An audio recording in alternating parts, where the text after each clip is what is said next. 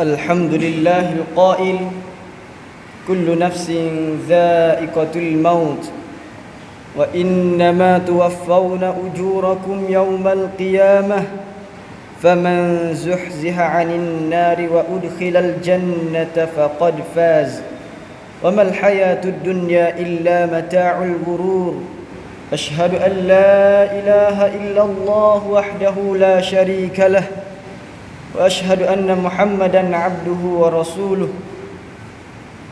اللهم صل وسلم على سيدنا محمد وعلى آله وصحبه أجمعين أما بعد فيا أيها المسلمون اتقوا الله أوصيكم وإياي بتقوى الله فقد فاز المتقون قال الله تعالى يا أيها الذين آمنوا اتقوا الله حق تقاته ولا تموتن إلا وأنتم مسلمون. Muslimin yang dihormati Allah sekalian, marilah kita berusaha meningkatkan ketakwaan kehadirat Allah Subhanahu wa taala dengan melaksanakan segala perintahnya serta meninggalkan semua larangannya supaya kita termasuk dalam golongan orang-orang yang beroleh kebahagiaan di dunia dan di akhirat. Khutbah pada hari ini adalah bertajuk kematian yang pasti. Muslimin yang dihormati Allah sekalian, sesuatu perkara besar dilalui oleh setiap makhluk bernyawa itu adalah kematian. Seperti mana maksud ayat dalam surah Al-Imran yang dibaca di awal khutbah ini, secara tersiratnya adalah memerintahkan kita agar kita sentiasa mengingati saat kematian yang pasti. Kita akan tepuhi Islam mengajar kita bukan sahaja cara untuk hidup, tetapi juga cara bagaimana untuk mati, supaya memperoleh kematian dalam keadaan diredai Allah.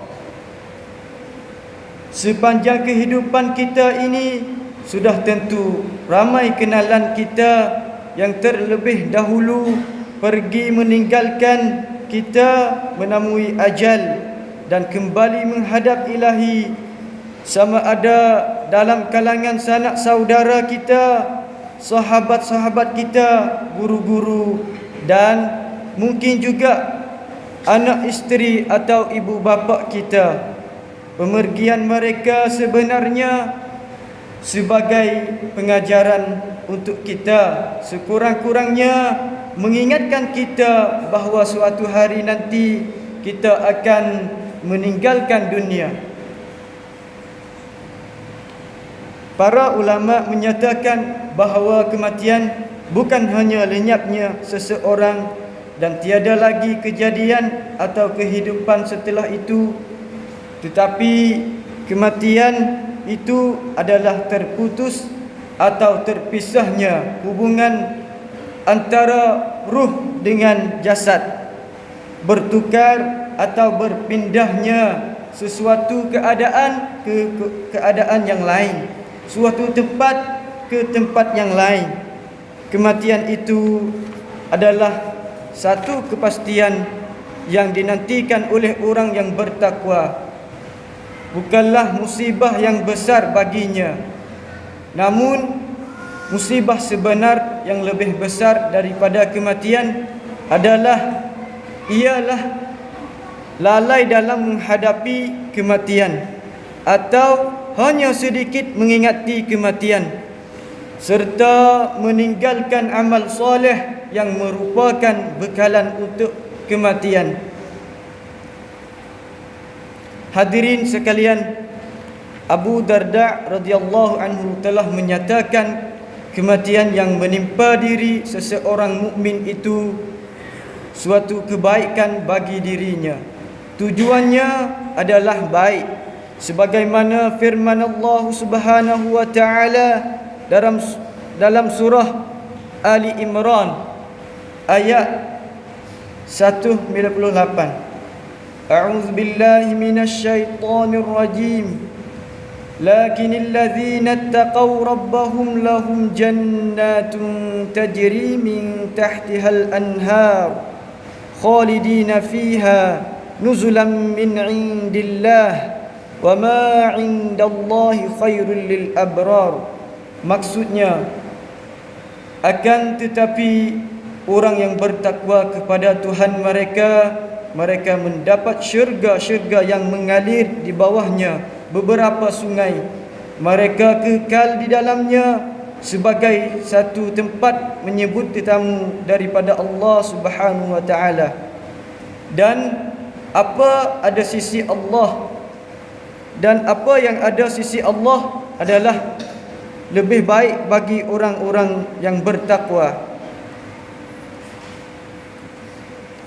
Manakala kematian itu bagi orang kafir pula adalah sebagaimana ditegaskan oleh Allah Subhanahu wa taala melalui firman-Nya dalam surah Ali Imran ayat yang 178. A'udzu billahi minasy syaithanir rajim. ولا يحسبن الذين كفروا أنما نملي لهم خير لأنفسهم إنما نملي لهم ليزدادوا إثما ولهم عذاب مهين. Maksudnya, dan jangan sekali-kali orang kafir itu menyangka bahawa kami membiarkan mereka hidup lama.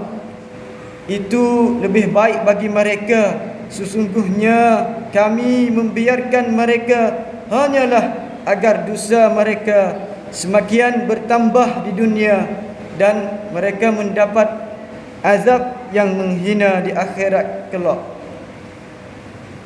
Hadirin Jumaat yang dihormati Allah, Abu Hurairah radhiyallahu anhu meriwayatkan bahawa Rasulullah sallallahu alaihi wasallam bersabda, "Aktsiru dzikra hazimil ladzat." Perbanyakkanlah mengingati pemutus kelazatan, iaitu kematian. Riwayat At-Tirmizi. Walaupun ini merupakan kata-kata yang ringkas dan mudah daripada baginda Nabi sallallahu alaihi wasallam, namun ianya mengandungi satu pesanan dan perintah yang amat bermakna bagi kita. Mengingati kematian dengan sebenar-benarnya dapat mencegah seseorang untuk terus berangan-angan dengan nikmat di dunia. Manusia itu dapat hidup penuh ketenangan serta rasa syukur dengan rezeki yang Allah telah kurniakan kepadanya. Keindahan Islam mengajar kita bukan sahaja menyentuh cara hidup, tetapi Islam juga mengajar bagaimana manusia itu mengetahui cara untuk mati penuh dengan ketakwaan di sisi Allah Subhanahu wa taala.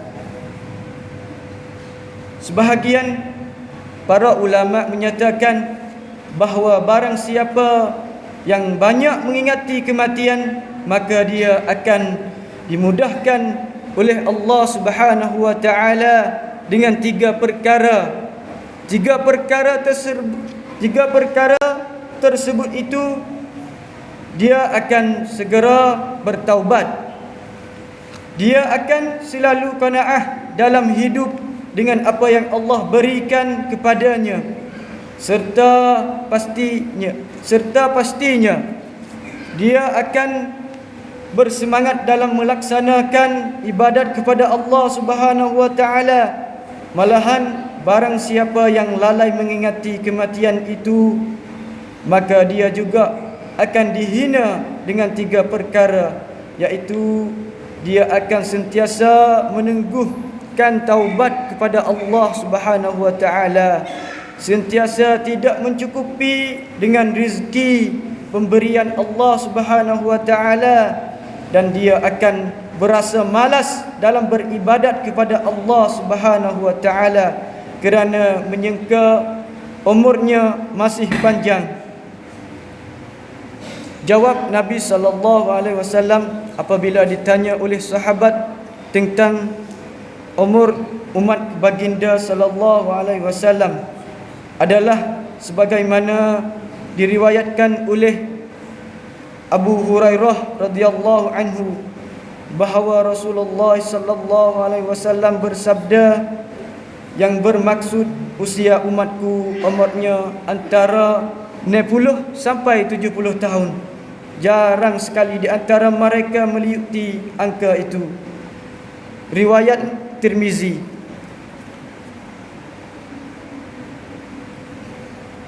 Ingatlah kita semua, janganlah terpadai dengan usia, dengan harta yang kita miliki.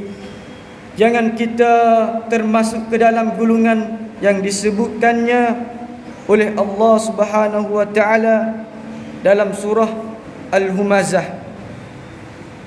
A'udzu billahi minasy syaithanir rajim. Alladzi jama'a malan wa 'addadah yahsabu anna malahu akhladah kalla la yunbadhanna fil hutamah. Bagi orang yang duk mengumpulkan harta ataupun menghitungnya, manusia menyangka bahawa hartanya itu dapat mengkekalnya dalam dunia ini. Tidak sama sekali, sesungguhnya dia akan dilemparkan ke dalam neraka Al-Hutamah.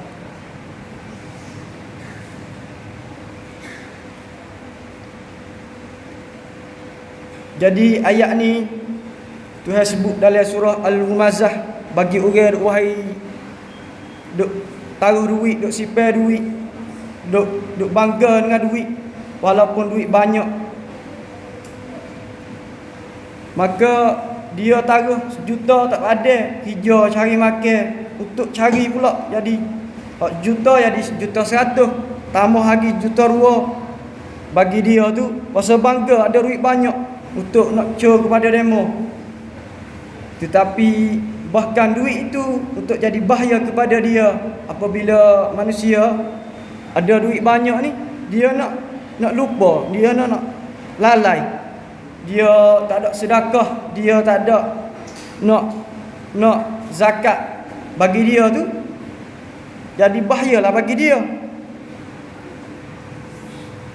Dia duk suka kata dia taruh duit banyak ni, dia rasa sepa boleh duduk lama atas dunia. Bahkan Tuhan kata apabila mati mari, tak kira siapa ada duit banyak, siapa ada peringkat, ada tamneng, ada gapo, apabila mati mari tak boleh nak beli, tak boleh nak bayar, tak boleh nak gapo. Maka orang lagu ni, orang yang taruh duit banyak lagu ni, Tuhan kata Tuhan nak ambil dia pekong dia apa panggil tepat Al-Hutamah, nakah Hutamah.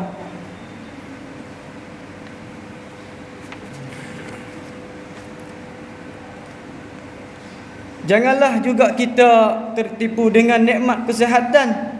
Jangan kita terlalai dengan nikmat hidup, kerana sesungguhnya kematian itu pasti akan datang. Sedarlah kita apabila kematian menjemput, segala-galanya milik kita akan kita tinggalkan di atas dunia ini. Malahan hanya amalan kita akan bersama kita di dalam kubur bagi menemani kita. Hadis daripada Anas bin Malik radhiyallahu anhu bahawa Rasulullah sallallahu alaihi wasallam bersabda, yang bermaksud yang mengikuti jenazah itu 3 perkara. 2 perkara akan kembali dan 1 sahaja akan tetap menemaninya.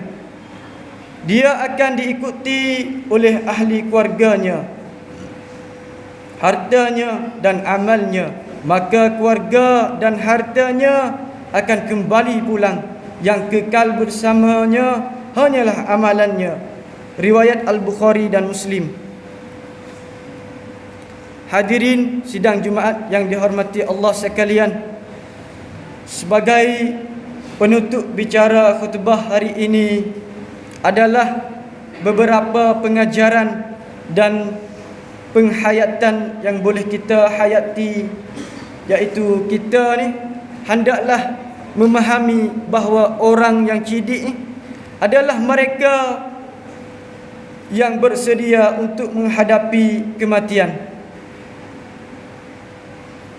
Orang yang cerdik, orang yang sentiasa panggil sedia, cedek untuk menghadapi kematian. Lepas tu kita perlu melipat gandakan ibadat dan segala amal kebaikan sebagai bekalan menghadapi kematian. Kita hendaklah sentiasa memohon kepada Allah Subhanahu wa taala agar dimatikan dalam keadaan sebaik-baik kematian, agar ditempatkan dalam syurga. A'udzu billahi minasyaitonir rajim. Wabtaghi fima ataka Allahu ad-daral akhirah wa la tansa nasibaka minad dunya wa ahsin kama ahsana Allahu ilaik wa la tabghil fasada fil ard innallaha la yuhibbul mufsidin. Barakallahu li wa lakum fil Qur'anil azim wa nafa'ani wa iyyakum bima fihi minal ayati wadh-dhikril hakim wa taqabbala minni wa minkum tilawatah innahu huwas samiul alim. Aqulu qawli hadha wa astaghfirullahal azim li wa lakum wa lisairil muslimina wal muslimat fastaghfiruhu innahu huwal ghafurur rahim.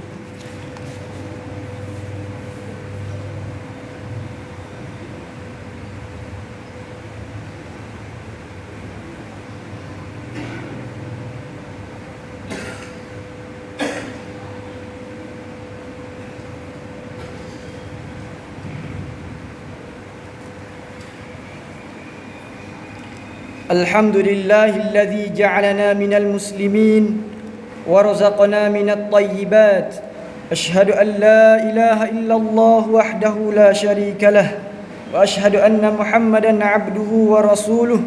اللهم صل وسلم وبارك على محمد وعلى آله وصحبه أجمعين ومن تبعهم بإحسان إلى يوم الدين. أما بعد فيا عباد الله اتقوا الله usikum wa iyaya bitaqwallahi faqad fazal muttaqun. Hadirin yang dihormati Allah sekalian, marilah sama-sama kita bertakwa kepada Allah Subhanahu wa taala dengan melakukan ketaatan kepadanya dan menjauhkan diri daripada perbuatan keji dan maksiat. Innallaha wa malaikatahu yusalluna 'alan nabiy يا أيها الذين آمنوا صلوا عليه وسلموا تسليما. اللهم صل وسلم على سيدنا محمد وعلى آله وصحبه أجمعين. اللهم اغفر للمسلمين والمسلمات والمؤمنين والمؤمنات الأحياء منهم والأموات إنك سميع قريب مجيب الدعوات ويا قاضي الحاجات. ربنا هب لنا من أزواجنا وذرياتنا قرة أعين واجعلنا للمتقين إماما. ربنا آتنا في الدنيا حسنة وفي الآخرة حسنة وقنا عذاب النار.